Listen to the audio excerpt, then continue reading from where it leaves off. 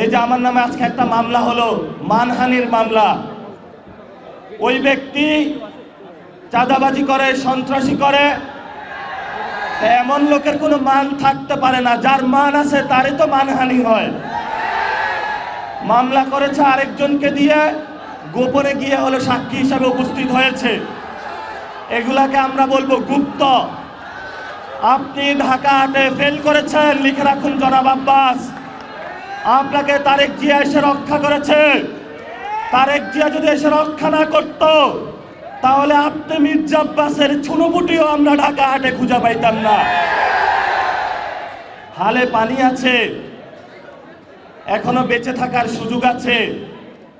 ভদ্র হন, ভদ্র হতে শিখুন। আমরা সভ্য সমাজে বসবাস করি। অসভ্য আচরণ করবেন না। অসভ্য আচরণ যদি করেন, কিভাবে আপনাকে সভ্য করতে হয়, আপনাদেরকে সভ্য করতে হয়, এটা আমাদের ভালো করে জানা আছে।